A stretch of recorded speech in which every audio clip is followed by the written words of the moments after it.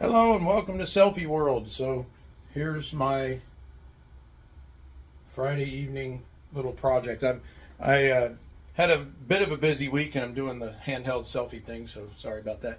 But I had a little bit of a busy week, so this got delayed. I was going to get this to the customer midweek. This is the amplifier that I did the video about last week when I was doing the repairs and showing the capacitors. Now this week I'm showing or at least Friday, I'm doing a little extra video to show before this guy comes and picks this up tomorrow the results of the repairs and what happens when when I replace all the things that I showed you last week. So anyways, there's the amp upside down, and we're going to do a little demonstration on how to do the bias adjustment on this amp, which is actually quite simple once you get the repairs done. So we'll do that real quick and then we'll do a little demonstration and we'll have some fun with it. So bye. Alright, here we are on the cam.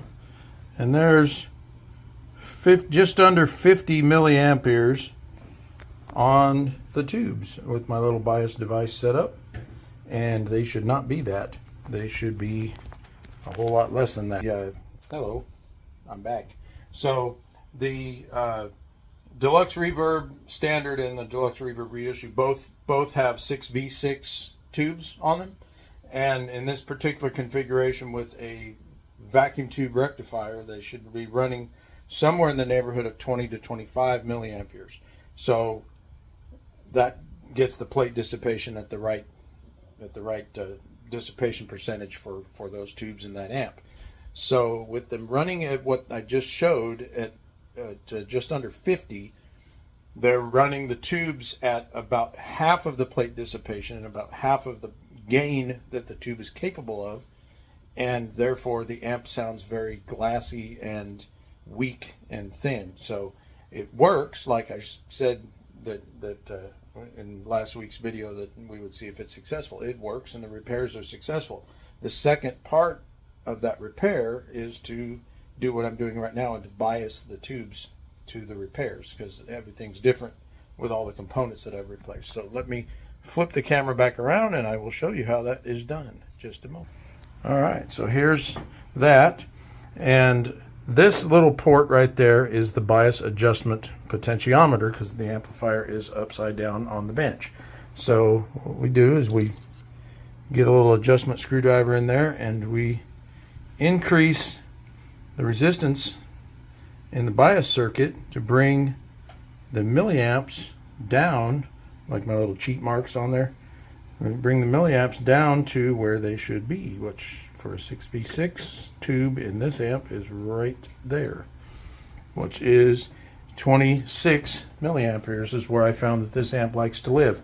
So I'm going to shut this off, and I'm going to do a little demonstration video on that, and that'll be showing where I put it back in the box and the tone of the amp and how the amp operates. So we'll get there in just a moment. Bye.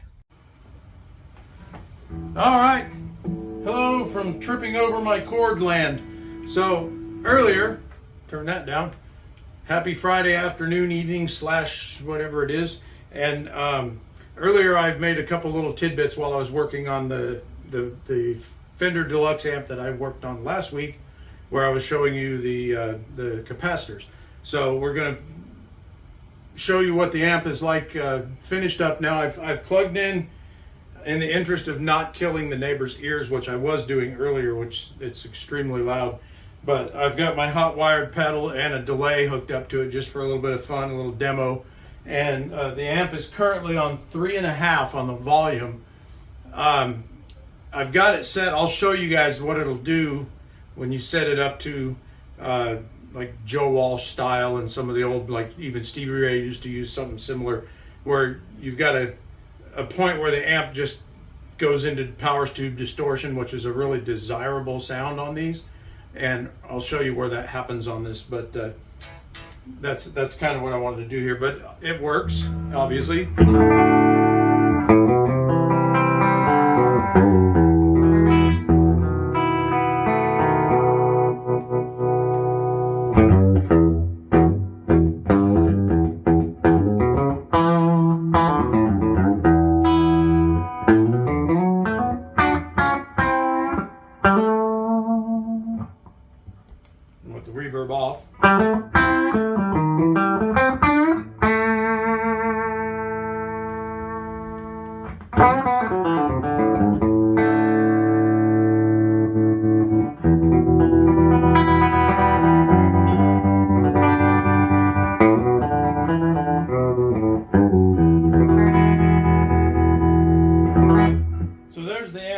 Turn the reverb off so you can just hear the amp. But there's the guitar turned all the way up, the amp on 3.5.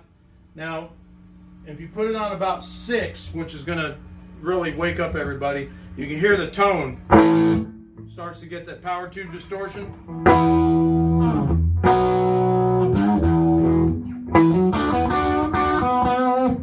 which is really loud. But then what you do in the studio or even on stage, cut the volume on the guitar. So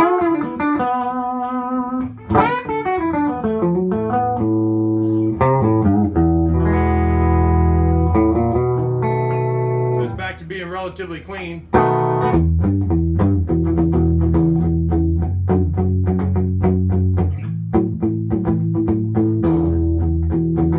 then when you want to get into a distortion solo,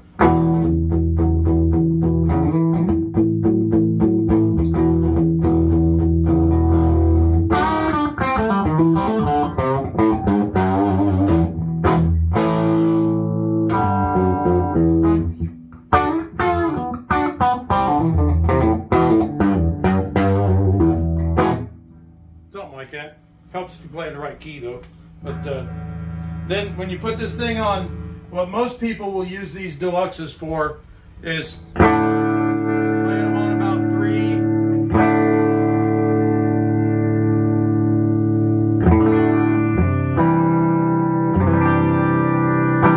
A real nice fat sound like that. A little bit of reverb.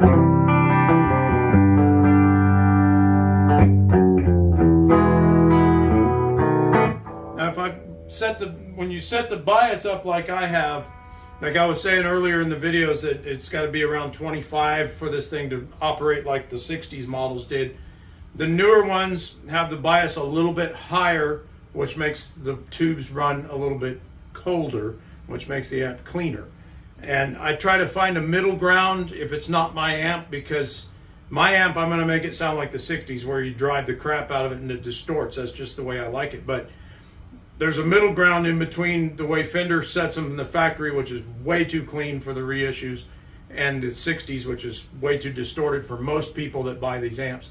So I set it right in the middle, somewhere just between 25 and 30 milliamps, and it seems to work really well for the reissue amp. And then most people do like I do here. They have a pedal in front of it for...